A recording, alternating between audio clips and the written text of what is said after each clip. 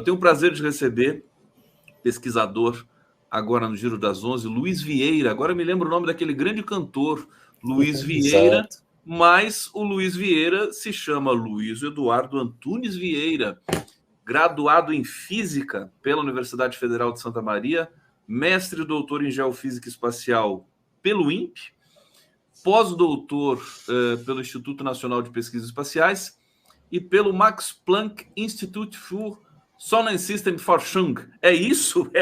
Tá certo? É isso mesmo. A pronúncia dessa. Esse Max Planck fica onde, ô Luizeiro? Seja bem-vindo aqui.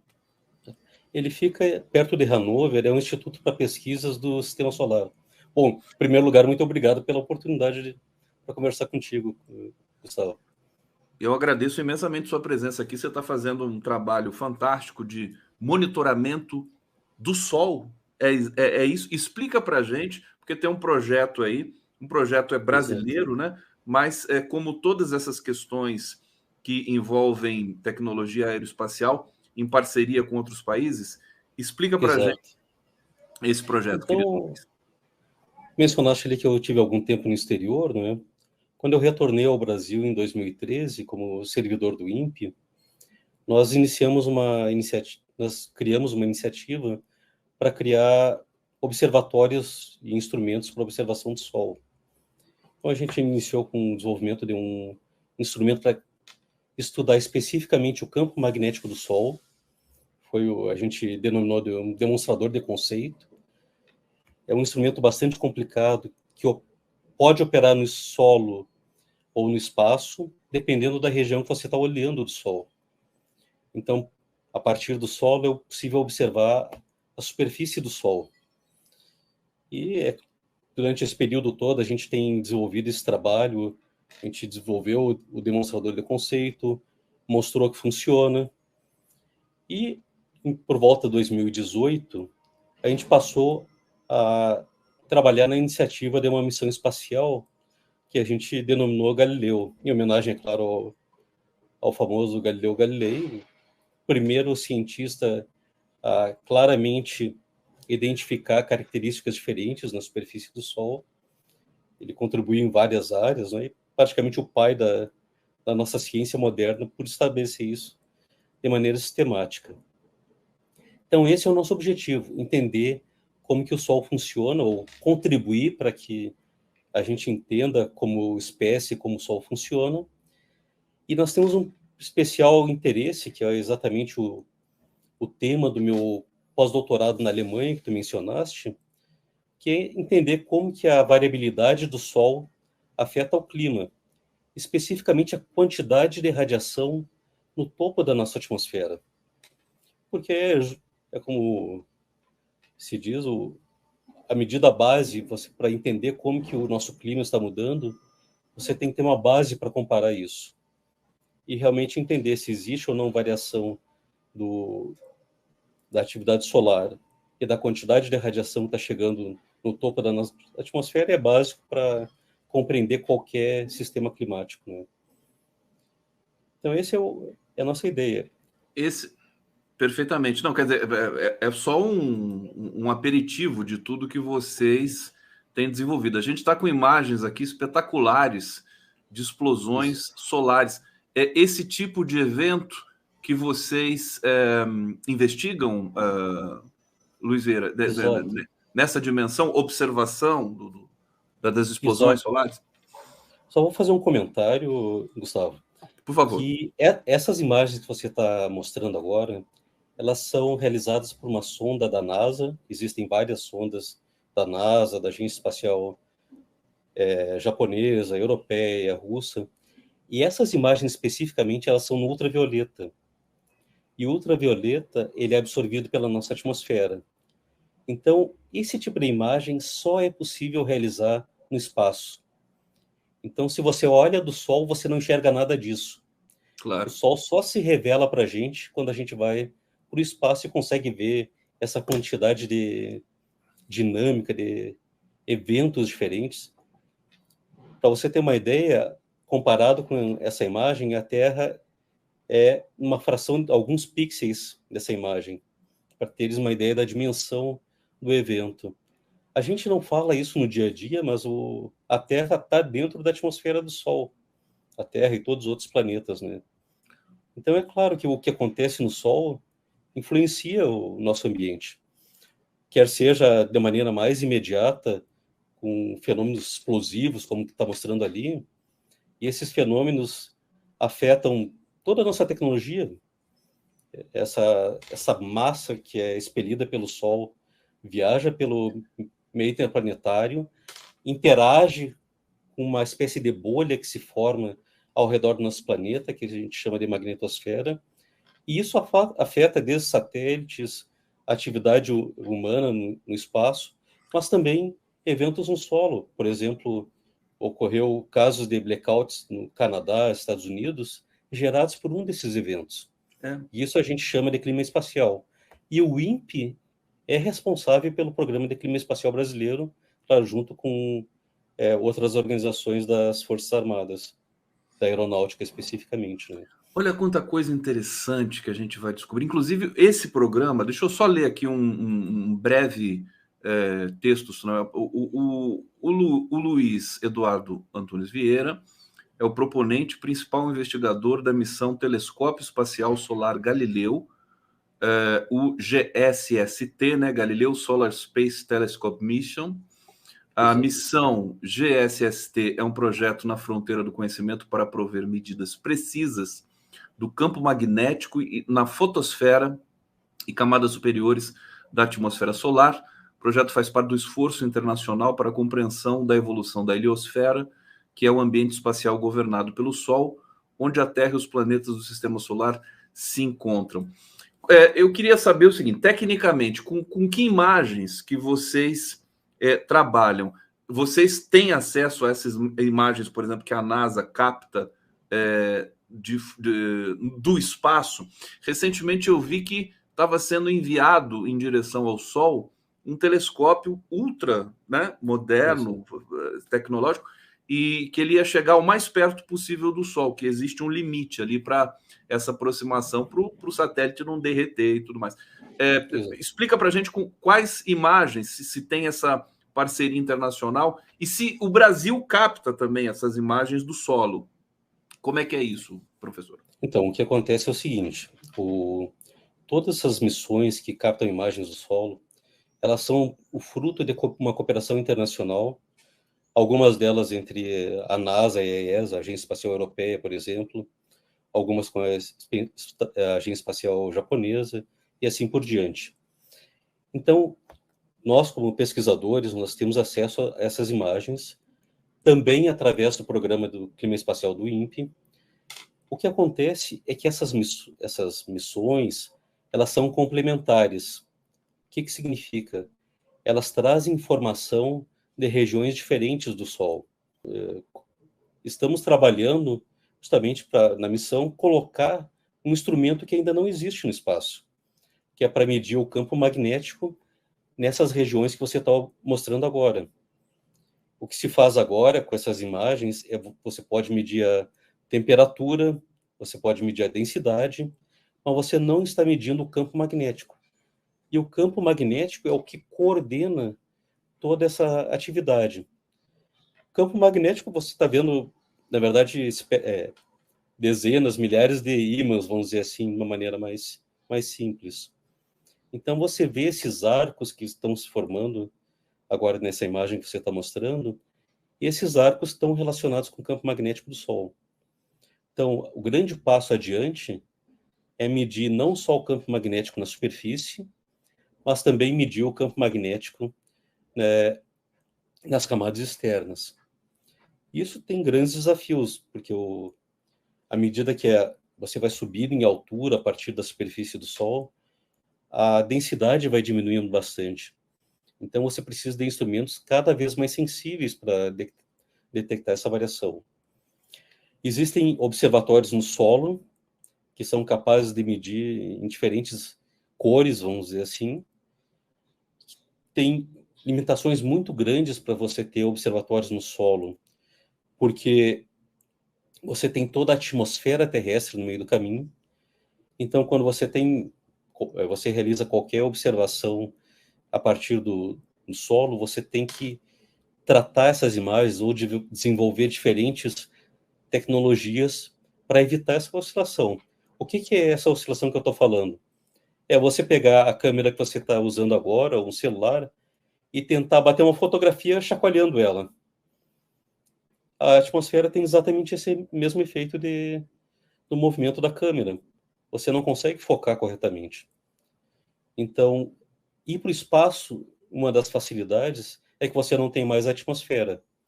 Além de eu conseguir observar em cores que você não pode observar da Terra, você ainda elimina toda a turbulência que você tem no solo. Existem, claro, técnicas para realizar essas correções, mas são desafios diferentes. A atmosfera distorce, né? Distorce muito. Exato. Olha, eu tô muito curioso para te perguntar sobre questões relativas também ao planeta Terra.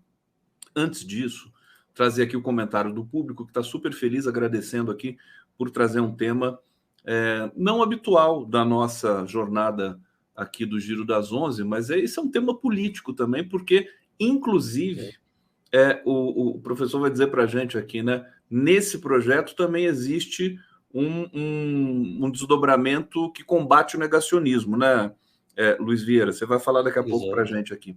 O Edson Antunes está dizendo: somos tão frágeis. Se o nosso Sol der um espirro em nossa direção, fritamos em 8 minutos. É mesmo, Edson Antunes? Se o Sol der um soluço, acaba tudo? Então, o que eu posso dizer é o seguinte: não se notou até agora esse tipo de evento no Sol. A gente sabe que existem fenômenos bastante intensos. O evento mais intenso foi registrado no século XIX, em que, se ele tivesse realmente interagido com na verdade, hoje em dia teria grandes impactos na nossa tecnologia. A gente é muito dependente de plataformas espaciais, mas o que se concluiu até agora é que esses eventos que a gente observa agora no Sol, essa pequena janela que a gente consegue observar, não afetariam diretamente a nossa atmosfera a ponto de, por exemplo, destruir a camada de ozônio ou efeitos mais drásticos. Por outro lado, se sabe que outras estrelas têm capacidade de realizar esse tipo de emissão de radiação. A questão de 8 minutos é interessante, que 8 minutos é o tempo que a radiação É o tempo da luz, eletromagnética né? chega a usar. Mas não somente isso, você vê aquelas ejeções de massa, é como se fosse uma bolha, ela pode demorar mais tempo para chegar. Então, por exemplo, as mais rápidas levam cerca de um dia para se propagar do Sol até a Terra. Exatamente essa que chama ejeções de massa da coroa do Sol. E tem um conjunto intermediário de partículas que leva por volta de 20 minutos, que daí são partículas aceleradas durante todos. Por exemplo, essa que você vê no canto da tela ali, é uma associada com a ejeção de massa coronal.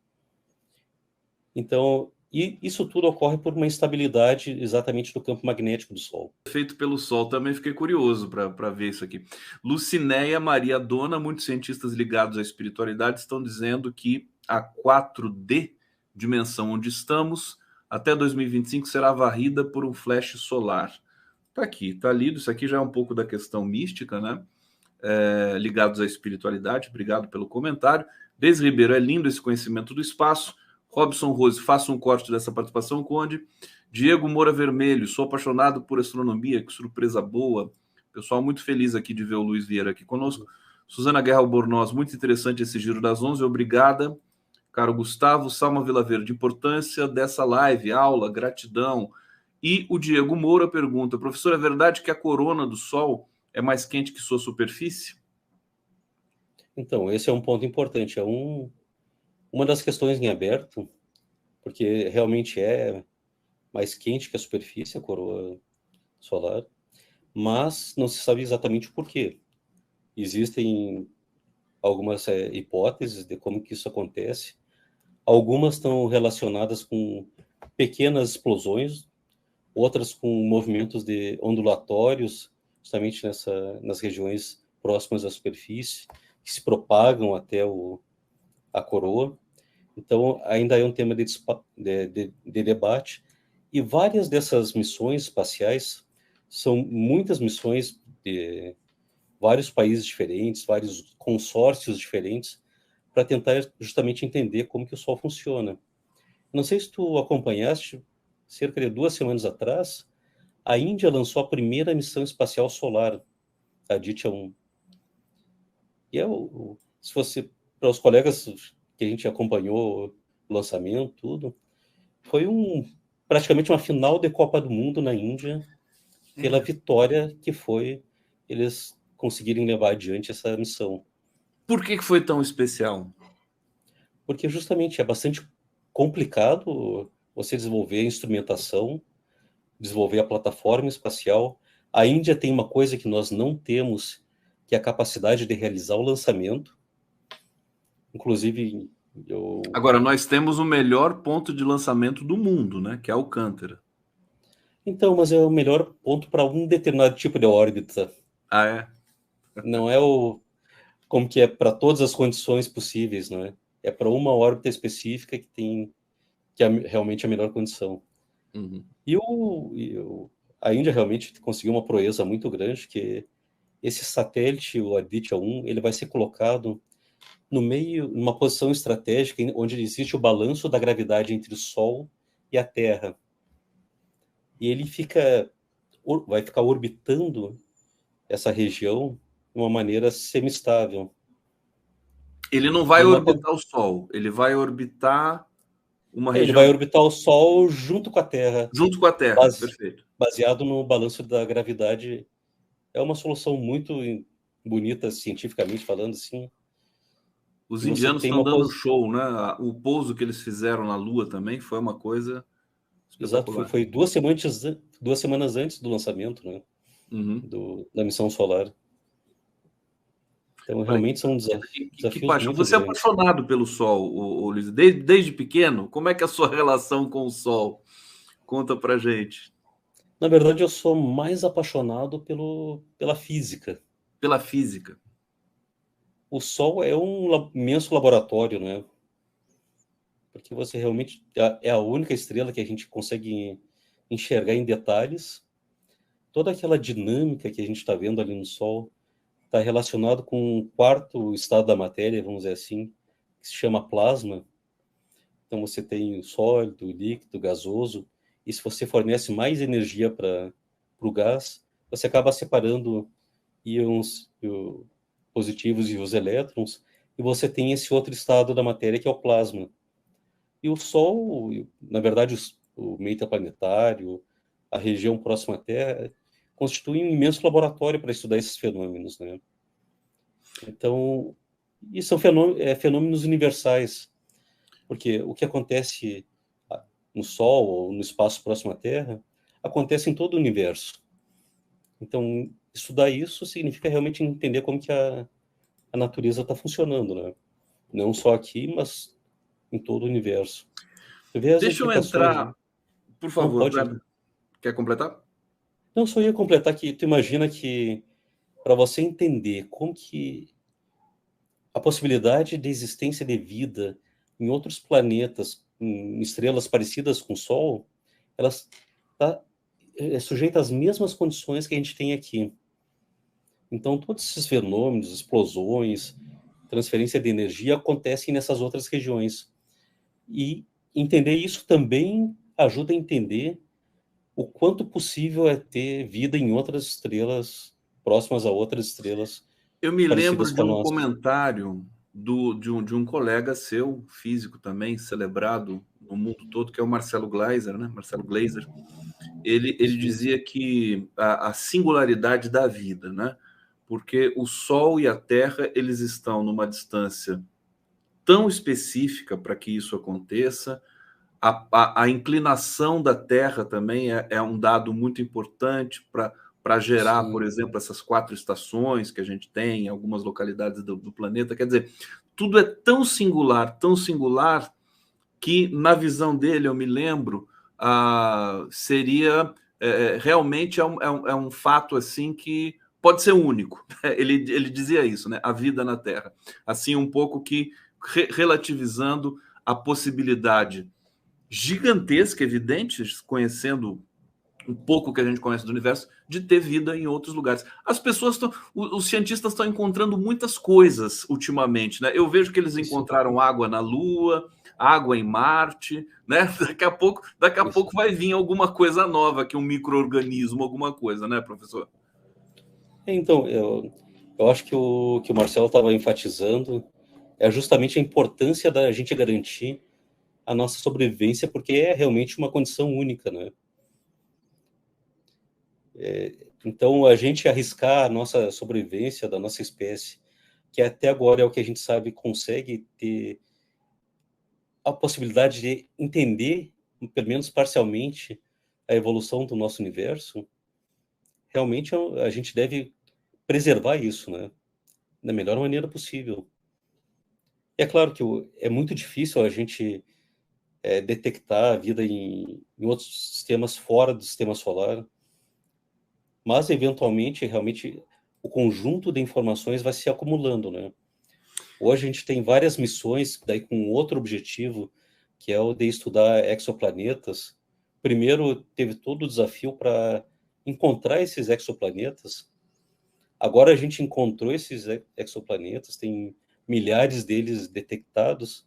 Agora entender exatamente que tipo de exoplanetas são esses, parecidos com Júpiter, parecido com a Terra. Com a Terra é bastante difícil detectar, né? Mas onde estão esses exoplanetas em relação à distância da estrela deles até a órbita do planeta? Que tipo de estrela é essa? Que tipo de Conversar atividade? com o Luiz Vieira aqui tá me lembrando do quanto eu fui apaixonado pela ciência, e ainda sou, mas quando a gente é mais jovem, né, essa paixão é uma coisa muito, muito bonita, né, poética, enfim, que determina a nossa identidade. Paixão, eu me lembro que eu era muito pequeno, estava aprendendo a ler, tinha uns 4, 5 anos de idade, e eu ganhei uma coleçãozinha que acho que vendia em banca de jornal, eram livrinhos mínimos, assim, pequenos. Aí tinha um sobre o átomo, tinha um sobre. Era azulzinho. Eu sempre quis encontrar de novo essa coleção para. Tinha Você várias lembra coleções disso, não? naquela época. Tinha uma que era Conhecer, não sei se seria essa. Mas tinha várias com esse tipo de E eram propósito, né? livrinhos assim, pareciam caderninhos com letras muito grandes para criança mesmo, né? Isso. E explicando o Sol, explicando a Terra, né? E assim, eu estou dizendo isso porque nós vivemos um momento de tanto absurdo cognitivo, que é o negacionismo, e eu estou me lembrando do oposto disso, que é a paixão pela ciência, que é um Isso. pouco também a dimensão que você lida nesse projeto. Se não, me corrija, por favor, porque aqui eu tenho um link, né?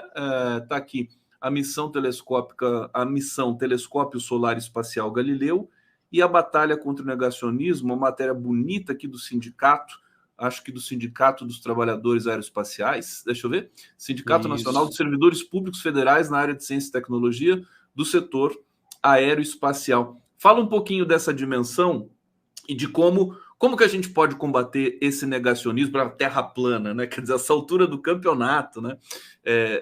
Esse tipo de crença que ainda atinge parte da população. Então, esse artigo que foi publicado recentemente, ele trata de um evento específico que aconteceu em relação à nossa missão espacial. Bom, eu vou ter que falar um pouquinho sobre como que funciona essa história de missões espaciais no Brasil. Realmente, sempre foi muito complicado aqui levar um projeto desses em frente.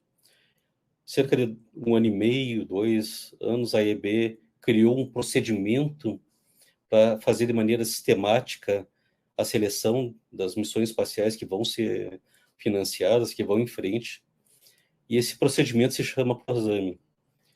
Então, qualquer instituição dentro do Brasil pode submeter propostas para realizar uma missão espacial. E nosso projeto iniciou em 2013. No início desse ano, numa dessas várias visitas que a gente fez à EB, apresentando a evolução do projeto, agora os colegas da EB sugeriram que a gente encaminhasse oficialmente para esse novo sistema que está sendo implementado. Encaminhasse os documentos e a proposta da missão. Ela já está lá nesse sistema, mas faltava que os documentos fossem incluídos. Quando eu retornei para São José, eu enviei por e-mail os documentos e eles me informaram que que a direção do INPE deveria submeter como uma proposta oficial. Então, o que aconteceu é que eu submetia, através da minha chefia imediata, os documentos, uma série de documentos que incluem estudos de viabilidade, avanços no desenvolvimento dos protótipos que a gente está fazendo. Isso significa um investimento de milhões de reais nesse projeto. Por exemplo, o estudo de viabilidade, que é um dos documentos que a gente incluiu, para outras missões fora do Brasil, chega a custar $1 milhão. Então, a gente preparou essa documentação, anexou, e ele foi passando de chefia para chefia até chegar na direção do INPE. Bom, isso cerca de 3, 4 meses atrás. Então, eles não encaminharam a documentação para a agência espacial, e 2 semanas atrás a gente ficou sabendo que eles entraram em contato com o Laboratório Nacional de Astrofísica, pedindo um documento confirmando que a gente vai instalar um dos protótipos que a gente desenvolveu lá.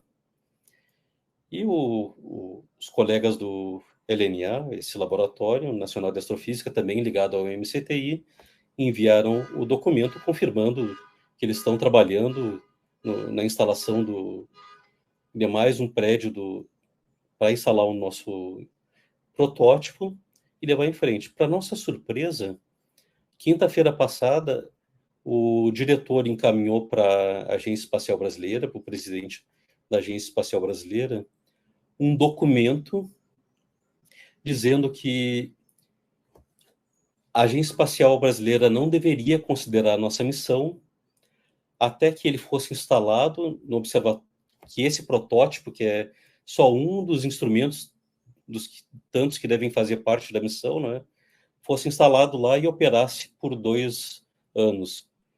Isso significaria um atraso de pelo menos 4 anos no nosso projeto. O que significa 4 anos de atraso numa missão espacial?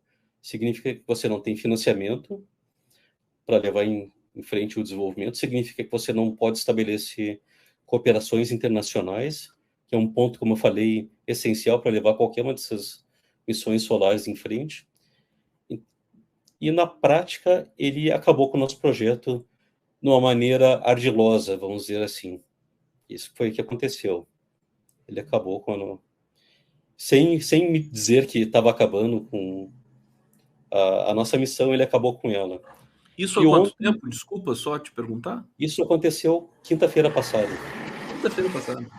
Isso. E ontem nós descobrimos que nenhum desses estudos que a gente realizou, por exemplo, o estudo de viabilidade, que deve ter custado $1 milhão, foi encaminhado para a EB. Realmente um desperdício de dinheiro público enorme, né? Você não levar em consideração todo esse esforço, e é um esforço de 10 anos, né? Luiz Vieira, pera só um pouquinho, que você está fazendo uma denúncia aqui muito grave, muito, muito séria, e eu queria que você reiterasse aqui, reforçasse conosco. O projeto sofreu uma espécie de sabotagem de que órgão, né? Qual que é o órgão responsável pelo financiamento? O projeto, desde o início, é financiado pela Agência Espacial Brasileira. A AEB financia várias etapas do Programa Espacial Brasileiro através de convênios com o INPE, certo? Então, o INPE administra os recursos vão ser destinados para os diversos projetos. Que são contratos firmados entre a Agência Espacial Brasileira, para executar o Orçamento Nacional, e o INPE.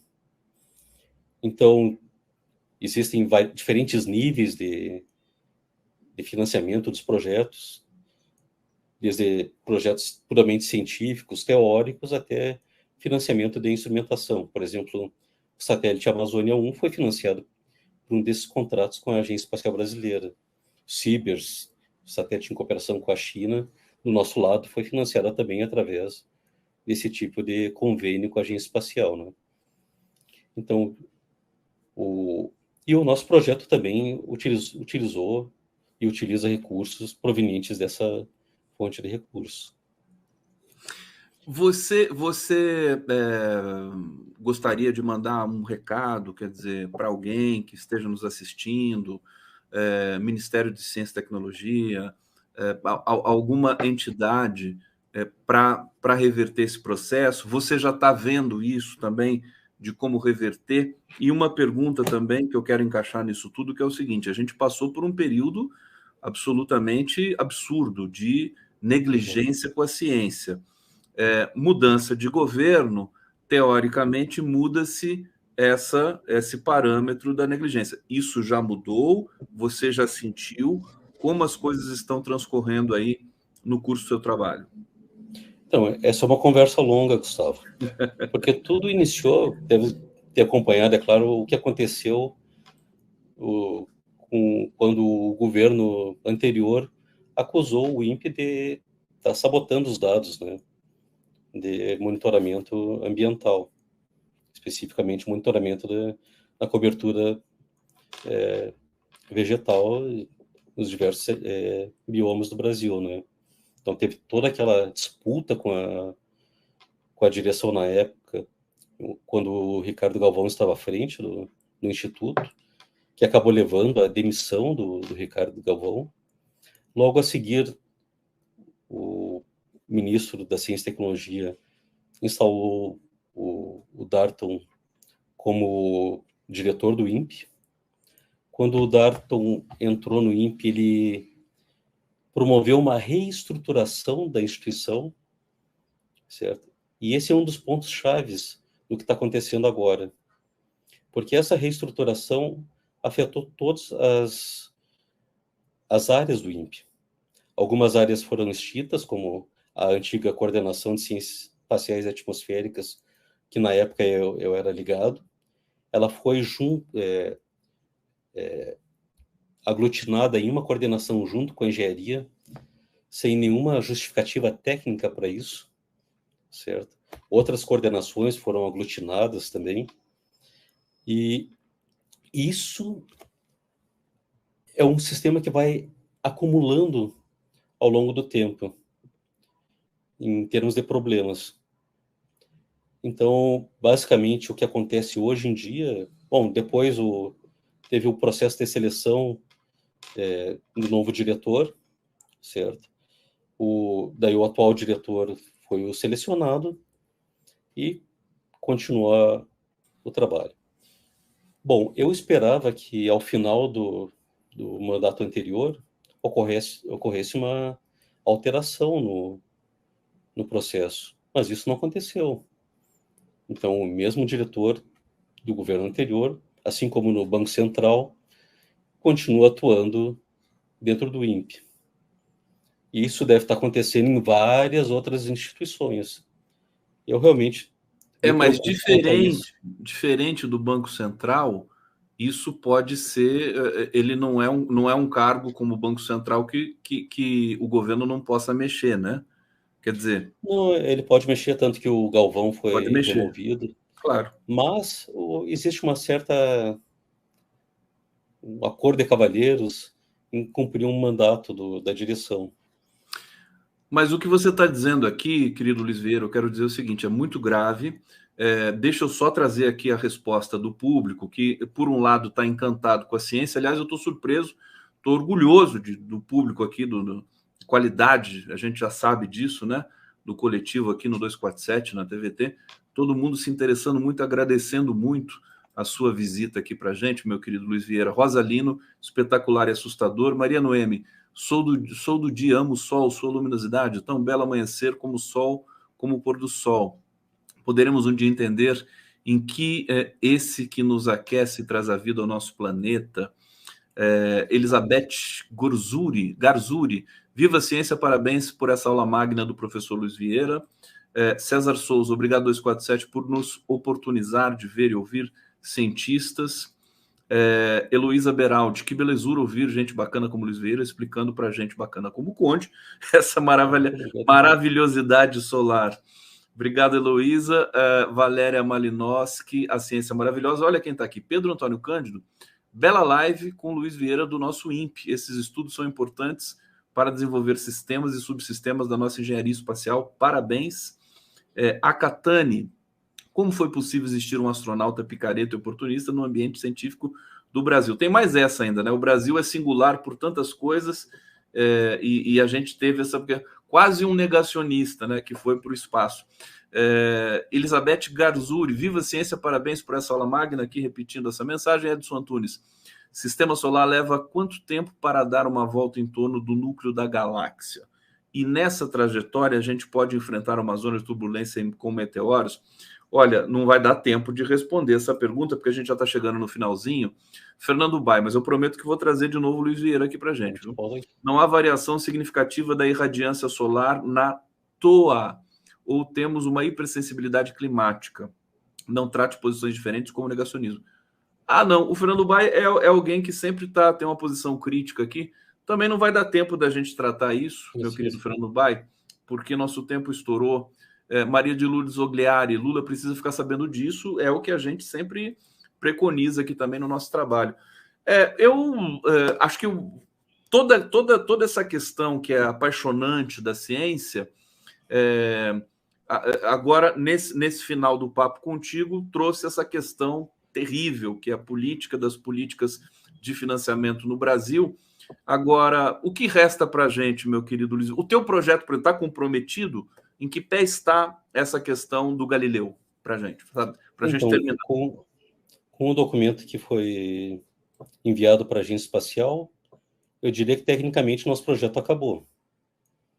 Porque não tem como levar em frente um projeto competitivo daqui a 4 anos. Realmente não faz sentido isso. Ele comentou um aspecto importante ali da questão da irradiância solar no topo da atmosfera. O ponto principal que em ciência a gente não acha ou desacha, a gente mede. E é justamente o que a gente propôs fazer.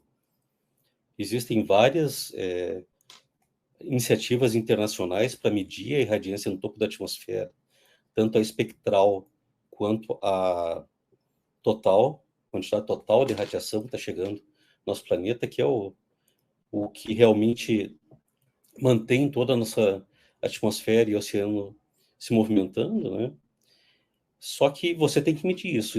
Quando você procura as observações, e nisso eu sou um especialista, você vê que existe uma variação muito grande de instrumento para instrumento.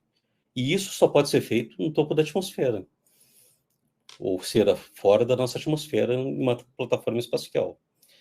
E como você combina esses dados, que essas variações são de longos períodos, centenas de anos, e a gente tem uma janela de observação de aproximadamente 40 anos, 50 anos, quando a gente conseguiu ter acesso ao espaço. Então, dependendo de como que você coloca junto essa informação, você pode ter tendências de longo prazo na atividade solar que levam ao aumento da radiação, você pode ter tendências de decréscimo da radiação no topo da atmosfera ou sistemas constantes. E é muito difícil construir um instrumento desses. É um instrumento que tem que funcionar por pelo menos um ciclo solar, significa 11 anos. E é um instrumento que está numa condição inóspita no espaço. Você está sujeito a próprio fluxo de partículas, alterações na eletrônica, degradação do instrumento pela própria radiação do Sol. Então, construir um instrumento desses agora, relacionando um pouco com o teu cenário, uma arte. Isso um pouco mistura arte com ciência, é justamente isso, esse cuidado, um detalhe em que você tem que levar em conta as incertezas para medir variações muito pequenas do fluxo da radiação no topo da atmosfera. Só para complementar, Gustavo, um outro ponto importante é que realmente a variação total da irradiância que a gente detectou até agora é pequena. Mas quando você olha em regiões específicas do espectro do Sol, em cores do Sol, você tem variações de 50%, 60%, 70%.